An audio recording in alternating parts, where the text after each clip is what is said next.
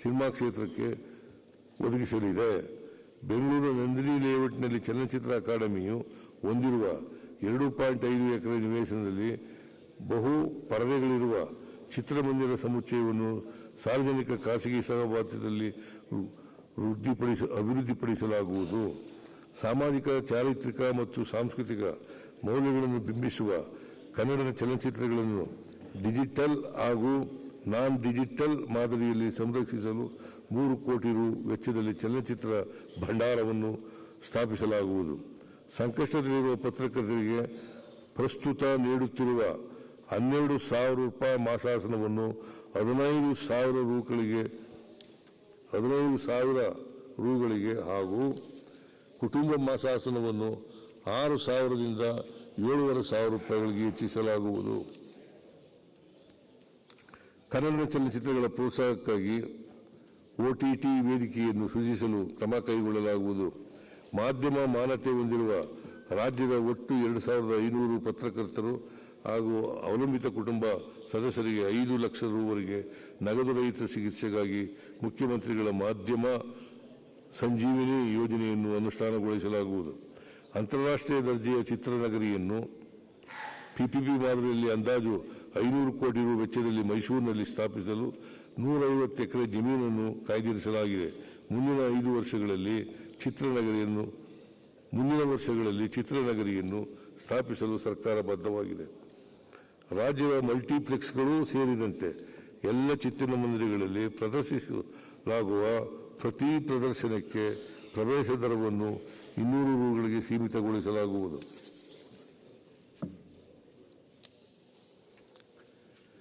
ಸಿಬ್ಬಂದಿ ಮತ್ತು ಆಡಳಿತ ಸುಧಾರಣೆ. ನಮ್ಮ ಸರ್ಕಾರವು ಆಯೋಜಿಸಿದ ರಾಜ್ಯ ಮಟ್ಟದ 2 ಜನಸ್ಪಂದನ ಕಾರ್ಯಕ್ರಮಗಳಲ್ಲಿ ಸ್ವೀಕರಿಸಿದ 2,43,676 ಅಹವಾಲುಗಳಲ್ಲಿ 97% ಪರಿಹರಿಸಲಾಗಿದೆ. ಸಾರ್ವಜನಿಕರು ಕುಂದುಕೊರತೆಗಳನ್ನು ಪರಿಣಾಮಕಾರಿಯಾಗಿ ನಿರ್ವಹಿಸಲು AI ಚಾಲಿತ ತಂತ್ರಜ್ಞಾನಗಳಿಂದ ನವೀಕರಿಸಿ IPGRS 2 ಮೂಲಕ ಕರ್ನಾಟಕವನ್ನು ನಾಗರಿಕ ಕೇಂದ್ರಿತ ಡಿಜಿಟಲ್ ಆಡಳಿತದಲ್ಲಿ ಮುಂಚೂಣಿಯಲ್ಲಿ ಇರಿಸಲಾಗುವುದು. ನಿವೃತ್ತ ಅಧಿಕಾರಿ ನೌಕರರ ವಿಶ್ರಾಂತಿ ವೇತನದ ಮಂಜೂರಾತಿ ಮತ್ತು ಬಟವಾಡೆ ವ್ಯವಸ್ಥೆಯನ್ನು ಖಜಾನೆ 2ರ ಅಧೀನದಲ್ಲಿ ಸರಳೀಕರಿಸಲಾಗುವುದು. 7ನೇ ರಾಜ್ಯ ವೇತನ ಆಯೋಗದ ಶಿಫಾರಸಿನಂತೆ ರಾಜ್ಯ ಸರ್ಕಾರಿ ನೌಕರರ ವೇತನ, ಪಿಂಚಣಿ ಮತ್ತು ಕೆಲವು ನಿರ್ದಿಷ್ಟ ಭತ್ಯೆಗಳನ್ನು ಪರಿಷ್ಕರಿಸಿ ದಿನಾಂಕ 1/8/24ರಿಂದ ಜಾರಿಗೆ ಬರುವಂತೆ ಅನುಷ್ಠಾನಗೊಳಿಸಲಾಗಿದೆ. ಇದಕ್ಕಾಗಿ ರಾಜ್ಯವು ವಾರ್ಷಿಕ 19,401 ಕೋಟಿ ರು ಹೆಚ್ಚುವರಿ ಮೊತ್ತವನ್ನು ಭರಿಸುತ್ತಿದೆ. ಕರ್ನಾಟಕ ರಾಜ್ಯ ದೂರ ಸಂವೇದಿ ಅನ್ವಯಿಕೆ ಕೇಂದ್ರದ KSRSCSC ಕರ್ನಾಟಕ GIS ಪೋರ್ಟಲ್ನಲ್ಲಿ ಇಲಾಖೆಗಳ ಆಸ್ತಿಗಳ ಮಾಹಿತಿ ಲಭ್ಯವಿದ್ದು 29,000ಕ್ಕೆ ಹೆಚ್ಚು ಕಂದಾಯ ಗ್ರಾಮಗಳ ಇಸ್ರಾ ನಕ್ಷೆಗಳನ್ನು ಡಿಜಿಟಲೀಕರಣಗೊಳಿಸಲಾಗಿದೆ. ಈ ಪೋರ್ಟಲ್ ಅನ್ನು ಆಧುನಿಕ ತಂತ್ರಜ್ಞಾನಗಳಾದ AI, ML ಮತ್ತು ಪರಿಕರಗಳನ್ನು ಬಳಸಿ 25-26ನೇ ಸಾಲಿನಿಂದ ಹಂತವಾಗಿ 150 ಕೋಟಿ ರು ಅಂದಾಜು ವೆಚ್ಚದಲ್ಲಿ ಉನ್ನತೀಕರಿಸಲಾಗುವುದು. ಕೃತಕ ಬುದ್ಧಿಮತ್ತೆ ಮತ್ತು ಭೌಗೋಳಿಕ ಮಾಹಿತಿ ವ್ಯವಸ್ಥೆಯಂತಹ ಅತ್ಯಾಧುನಿಕ ತಂತ್ರಜ್ಞಾನಗಳನ್ನು ಬಳಸಿಕೊಂಡು ಎಲ್ಲ ಇಲಾಖೆಗಳಲ್ಲಿ ಸುಧಾರಿತ ಕರ್ನಾಟಕ ಹಾಜರಾತಿ ನಿರ್ವಹಣಾ ವ್ಯವಸ್ಥೆಯನ್ನು ಪರಿಚಯಿಸಲಾಗುವುದು. ಕರ್ನಾಟಕ ರಾಜ್ಯ ದತ್ತಾಂಶ ಕೇಂದ್ರದಲ್ಲಿನ ಭದ್ರತಾ ಕಾರ್ಯಾಚರಣೆ ಕೇಂದ್ರವನ್ನು ನವೀಕರಿಸಲು ಮತ್ತು ಸೈಬರ್ ಭದ್ರತೆಯನ್ನು ಮತ್ತಷ್ಟು ಬಲಪಡಿಸಲು ಆದ್ಯತೆ ನೀಡಲಾಗುವುದು. ಆಡಳಿತದಲ್ಲಿ ಪಾರದರ್ಶಕತೆ, ಹೊಣೆಗಾರಿಕೆ ಮತ್ತು ದಕ್ಷತೆಯನ್ನು ಹೆಚ್ಚಿಸುವ ನಿಟ್ಟಿನಲ್ಲಿ ಸರ್ಕಾರವು ಹಲವು ಯೋಜನೆಗಳನ್ನು ರೂಪಿಸಿದೆ. ಇದರಲ್ಲಿ ಪ್ರಮುಖವಾಗಿ DBT ವೇದಿಕೆ ಮೂಲಕ ಇಲ್ಲಿಯವರೆಗೆ ಸುಮಾರು 50,000 ಕೋಟಿ ವಿತರಿಸಲಾಗಿದೆ. ಮುಂದಿನ ವರ್ಷದಲ್ಲಿ ಸರ್ಕಾರದ ಎಲ್ಲ ನಗದು ಮತ್ತು ನಗದು ರಹಿತ DBT ವೇದಿಕೆ ತರಲು ಸೂಕ್ತ ಕ್ರಮ ವಹಿಸಲಾಗುವುದು. KSWAN ಯೋಜನೆಯನ್ನು ರಾಜ್ಯಾದ್ಯಂತ ಹೆಚ್ಚುವರಿ 10,000 ಕಚೇರಿಗಳಿಗೆ ವಿಸ್ತರಿಸಲು ಉದ್ದೇಶಿಸಲಾಗಿದೆ. ಕೃತಕ ಬುದ್ಧಿಮತ್ತೆ ಚಾಲಿತ ಆಡಳಿತವನ್ನು ಬಲಪಡಿಸಲು ಕರ್ನಾಟಕ AI ಕೋಶವನ್ನು ಸ್ಥಾಪಿಸಲಾಗಿದೆ. ಕಂಪ್ಯೂಟರ್ ವಿಷನ್, NLP, LLM ಮತ್ತು ಇತರ AI ತಂತ್ರಜ್ಞಾನವನ್ನು ಬಳಸಿಕೊಂಡು AI ಆಧಾರಿತ ಆಡಳಿತವನ್ನು ಅಭಿವೃದ್ಧಿಗೊಳಿಸಲಾಗುತ್ತಿದೆ. ರಾಜ್ಯದ ಬಹುತೇಕ ಎಲ್ಲ ಕಚೇರಿಗಳಲ್ಲಿ ಇ-ಆಫೀಸ್ ತಂತ್ರಾಂಶವನ್ನು ಅನುಷ್ಠಾನಗೊಳಿಸಲಾಗಿದೆ. ಈ ವ್ಯವಸ್ಥೆಯನ್ನು ಇನ್ನಷ್ಟು ಪರಿಣಾಮಕಾರಿಯಾಗಿ ಅನುಷ್ಠಾನಗೊಳಿಸಲು ರಾಜ್ಯ ಸರ್ಕಾರವು ತನ್ನದೇ ಆದ ಇ-ಆಫೀಸ್ ತಂತ್ರಾಂಶವನ್ನು ಅಭಿವೃದ್ಧಿಪಡಿಸಲು ಯೋಜಿಸಲಾಗುವುದು. ಒಳಾಡಳಿತ ರಾಜ್ಯದ ಆರ್ಥಿಕ ಪ್ರಗತಿಯಲ್ಲಿ ಕಾನೂನು ಮತ್ತು ಸುವ್ಯವಸ್ಥೆಯು ಅತ್ಯಂತ ಮಹತ್ವದ ಪಾತ್ರವನ್ನು ವಹಿಸುತ್ತದೆ. ಇದಕ್ಕಾಗಿ ಈ ಕೆಳಕಂಡ ಉಪಕ್ರಮಗಳನ್ನು ಕೈಗೊಳ್ಳಲಾಗಿರುತ್ತದೆ. ಸಮಾಜದಲ್ಲಿ ಗಲಭೆ ಉಂಟು ಮಾಡುವವರ ವಿರುದ್ಧ ಶೂನ್ಯ ಸಹಿಷ್ಣುತೆ ನೀತಿಯನ್ನು ಅಳವಡಿಸಲಾಗಿದ್ದು, ಕಠಿಣ ಮತ್ತು ನಿರ್ದಾಕ್ಷಿಣ್ಯ ಕ್ರಮಗಳನ್ನು ಕೈಗೊಳ್ಳಲಾಗುತ್ತಿದೆ.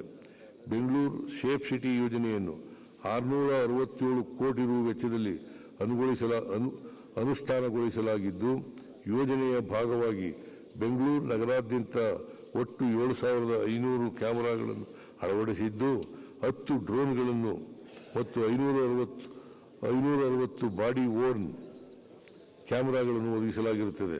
ಸಾರ್ವಜನಿಕವಾಗಿ ಮಹಿಳೆಯರಿಗೆ ಭದ್ರತೆಯ ವಿಶ್ವಾಸವನ್ನು ಮೂಡಿಸುವ ಜೊತೆಗೆ ದೌರ್ಜನ್ಯಕ್ಕೊಳಗಾದ ಮಹಿಳೆಯರು ಮತ್ತು ಮಕ್ಕಳಿಗೆ ಕೂಡಲೇ ಪೊಲೀಸ್ ನೆರವನ್ನು ಒದಗಿಸುವ ಉದ್ದೇಶದಿಂದ ನಗರಾದ್ಯಂತ ಒಟ್ಟು 60 ಮಹಿಳಾ ಔಟ್ಪೋಸ್ಟ್ಗಳನ್ನು ಸ್ಥಾಪಿಸಲಾಗುತ್ತದೆ. 7 ಪೊಲೀಸ್ ಠಾಣೆ ಮತ್ತು ಕಚೇರಿ ಕಟ್ಟಡಗಳನ್ನು ಪೂರ್ಣಗೊಳಿಸಿ ಲೋಕಾರ್ಪಣೆಗೊಳಿಸಲಾಗುವುದು. ಮುಂದುವರೆದು 12 ಪೊಲೀಸ್ ಠಾಣೆ, 1 ಉಪವಿಭಾಗ ಕಚೇರಿ, 2 ವೃತ್ತ ಕಚೇರಿ ಮತ್ತು 1 ಹೊರಠಾಣೆ ಕಟ್ಟಡ ನಿರ್ಮಾಣಗಳನ್ನು 30 ಕೋಟಿ ರು ವೆಚ್ಚದಲ್ಲಿ ಕೈಗೊಳ್ಳಲಾಗುತ್ತಿದ್ದು, ಅವುಗಳನ್ನು ಶೀಘ್ರವಾಗಿ ಪೂರ್ಣಗೊಳಿಸಲು ಕ್ರಮ ವಹಿಸಲಾಗುವುದು. ನ್ಯಾಯ ವಿಜ್ಞಾನ ಪ್ರಯೋಗಾಲಯಗಳಿಂದ ನೀಡಲಾಗುವ ವರದಿಗಳ ಕಾಯುವಿಕೆ ಅವಧಿಯು ಸರಾಸರಿ 3 ವರ್ಷಗಳಿಂದ 6 ತಿಂಗಳಿಗೆ ಇಳಿಕೆಯಾಗಿರುತ್ತದೆ. ಮೊಬೈಲ್ ಆಡಿಯೋ ವಿಡಿಯೋ ವಿಭಾಗವನ್ನು ಸದೃಢಗೊಳಿಸಲಾಗುತ್ತದೆ. ಚಲನಶೀಲತೆಯನ್ನು ಹೆಚ್ಚಿಸುವ ಉದ್ದೇಶದಿಂದ ಒಳಾಡಳಿತ ಇಲಾಖೆ ವ್ಯಾಪ್ತಿಯಲ್ಲಿ ಬರುವ ಎಲ್ಲ ಇಲಾಖೆಗಳಿಗೆ ಒಟ್ಟು 1,000 ನೂತನ ವಾಹನಗಳನ್ನು ಖರೀದಿಸುವ ಸಲುವಾಗಿ ಪೊಲೀಸ್ ಮೊಬಿಲಿಟಿ ಯೋಜನೆಯಡಿ 2025-26ನೇ ಸಾಲಿಗೆ 50 ಕೋಟಿ ರೂಪಾಯಿ ಒದಗಿಸಲಾಗುವುದು. ನಮ್ಮ ಸರ್ಕಾರದ ಅವಧಿಯಲ್ಲಿ 6 ಜನ ಭೂಗತ ನಕ್ಸಲ್ ಶರಣಾಗತಿ ಮತ್ತು ಪುನರ್ವಸತಿ ಯೋಜನೆ ಸಮಿತಿಯ ಮುಂದೆ ಶರಣಾಗಿರುತ್ತಾರೆ. ಇದರೊಂದಿಗೆ ರಾಜ್ಯವು ನಕ್ಸಲ್ ಮುಕ್ತವಾಗಿರುವುದರಿಂದ ನಕ್ಸಲ್ ನಿಗ್ರಹ ಪಡೆಯನ್ನು ವಿಸರ್ಜಿಸಲಾಗುವುದು.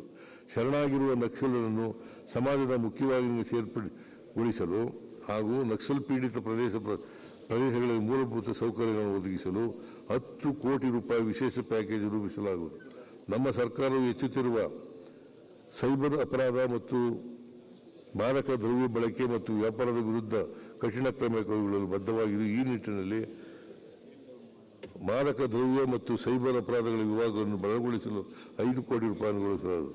ನಂದಿಬೆಟ್ಟದ ಬಳಿ ಕೂಡುಗುರ್ಕಿ ಮತ್ತು ಕೆಜಿಎಫ್ ಬಳಿ 2 ಭಾರತೀಯ ಮೀಸಲು ಪೊಲೀಸ್ ಪಡೆಗಳನ್ನು ಸ್ಥಾಪಿಸಲು 80 ಕೋಟಿ ರೂಪಾಯಿ ಅನುದಾನವನ್ನು ಒದಗಿಸಲಾಗುವುದು. ಪೊಲೀಸ್ ಗೃಹ 2025 ಯೋಜನೆಯಡಿ ಇದುವರೆಗೆ 2016 ವಸತಿ ಗೃಹಗಳ ನಿರ್ಮಾಣ ಕಾರ್ಯ ಪೂರ್ಣವಾಗಿದ್ದು, 2008 ವಸತಿ ಗೃಹಗಳ ನಿರ್ಮಾಣ ಕಾರ್ಯ ಪ್ರಗತಿಯಲ್ಲಿರುತ್ತದೆ. 2025-26ನೇ ಸಾಲಿನಲ್ಲಿ 300 ಕೋಟಿ ರು ಮೊತ್ತದ ವಸತಿ ಗೃಹಗಳ ನಿರ್ಮಾಣ ಕಾರ್ಯವನ್ನು ಕೈಗೆತ್ತಿಕೊಳ್ಳಲಾಗುವುದು.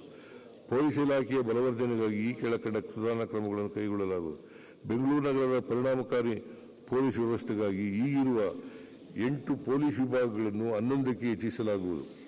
ರಾಜ್ಯದಲ್ಲಿ ಪ್ರಸ್ತುತ 5 ಬಾಂಬ್ ಪತ್ತೆ ಮತ್ತು ನಿಷ್ಕ್ರಿಯ ದಳಗಳು bomb detection and disposal squad ಕಾರ್ಯನಿರ್ವಹಿಸುತ್ತಿದ್ದು, ಪ್ರಸಕ್ತ ವರ್ಷ ಬಳ್ಳಾರಿ, ದಾವಣಗೆರೆ, ಮೈಸೂರು ಮತ್ತು ಬೆಂಗಳೂರು ಕೇಂದ್ರ ವಲಯಗಳಲ್ಲಿ ಬಾಂಬ್ ಪತ್ತೆ ಮತ್ತು ರಾಷ್ಟ್ರೀಯ ದಳಗಳನ್ನು ಸ್ಥಾಪಿಸಲಾಗುವುದು.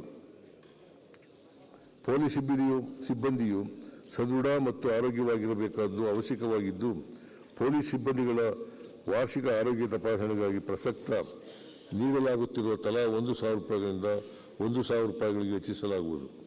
ಬಂದೋಬಸ್ತಿಗೆ ನಿಯೋಜಿಸುವ ಪೊಲೀಸ್ ಅಧಿಕಾರಿ ಮತ್ತು ಸಿಬ್ಬಂದಿಗಳಿಗೆ ಪ್ರಸ್ತುತ ಚಾಲ್ತಿಯಲ್ಲಿರುವ ಆಹಾರ ಭತ್ಯೆಯ ದರವನ್ನು 200ರಿಂದ 300ಗೆ ಹೆಚ್ಚಿಸಲು ಕ್ರಮ ವಹಿಸಲಾಗುವುದು. ಗೃಹರಕ್ಷಕ ಮತ್ತು ಪೌರರಕ್ಷಣಾ ಸ್ವಯಂ ಸೇವಕರು ಕರ್ತವ್ಯಕ್ಕೆ ಹಾಗೂ ತರಬೇತಿಗೆ ಆಯೋಜಿಸಿದ ಸಂದರ್ಭದಲ್ಲಿ ಮರಣ ಹೊಂದಿದಲ್ಲಿ ಅವರ ಕುಟುಂಬಕ್ಕೆ ಹಾಲಿ ನೀಡುತ್ತಿರುವ 5 ಲಕ್ಷ ರು ಪರಿಹಾರವನ್ನು 10 ಲಕ್ಷ ರುಗಳಿಗೆ ಹೆಚ್ಚಿಸಲಾಗುವುದು. ಕಾರಾಗೃಹ ಇಲಾಖೆಯಡಿಯಲ್ಲಿನ ಮೂಲಸೌಕರ್ಯದ ಅಭಿವೃದ್ಧಿಗಾಗಿ 100 ಕೋಟಿ ರೂಪಾಯಿ ಅನುದಾನ ಒದಗಿಸಲಾಗುವುದು. ಅಗ್ನಿಶಾಮಕ ಮತ್ತು ತುರ್ತು ಸೇವೆಗಳ ಇಲಾಖೆಯಿಂದ 24-25ನೇ ಸಾಲಿನಲ್ಲಿ 4,300 ಜನರನ್ನು ಅಗ್ನಿ ಅನಾಹುತದಿಂದ ರಕ್ಷಿಸಿ ಸುಮಾರು 1,501 ಕೋಟಿ ರು ಮೊತ್ತದ ಖಾಸಗಿ ಮತ್ತು ಸಾರ್ವಜನಿಕ ಆಸ್ತಿಪಾಸ್ತಿಗಳನ್ನು ರಕ್ಷಿಸಲಾಗಿದೆ. 2025-26ನೇ ಸಾಲಿನಲ್ಲಿ ಈ ಕೆಳಕಂಡ ಉಪಕ್ರಮಗಳನ್ನು ತೆಗೆದುಕೊಳ್ಳಲಾಗುವುದು.